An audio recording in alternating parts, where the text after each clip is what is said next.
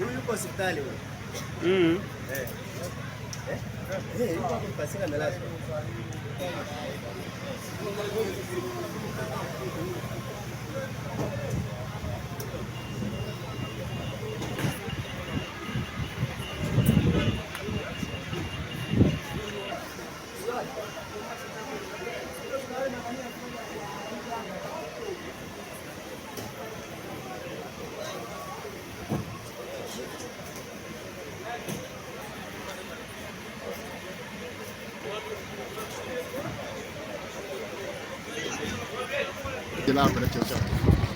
Naitwa Sofia Mligo, mratibu msaidizi wa Jeshi la Zimamoto na Uokoaji.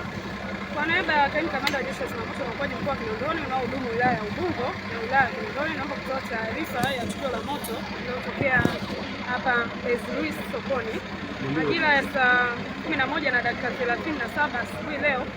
Chumba chetu cha habari yani control room ilipokea taarifa ya tukio la moto wa frame hapa Luis. Haraka sana gari letu la kuzima moto lililopo kituo kidogo cha Magufuli stendi lilifika ili kuweza kukabiliana na moto huo, na mara baada ya kufika tukafanya assessment na kuona kwamba moto huo ni mkubwa, tukaongeza idadi ya magari ili tuweze kupambana na moto huo.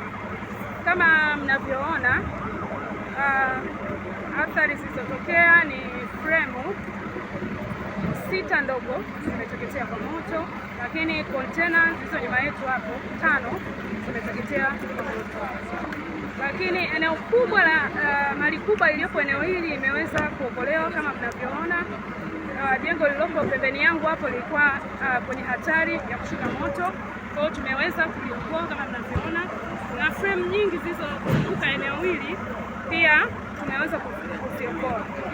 Nafahamu ndugu mtangazaji, unaelewa matukio kama haya ya moto wa maeneo ya masokoni kama hivi ambavyo athari zinakuwa kubwa kama tusingewahi kufika. Kwa hiyo tunashukuru Mungu tumewahi kufika na tulikuwa na mitambo ya kuzima moto ya kutosha, basi tumeweza kudhibiti moto huu. Umeleta madhara kiasi, madhara hayakuwa makubwa.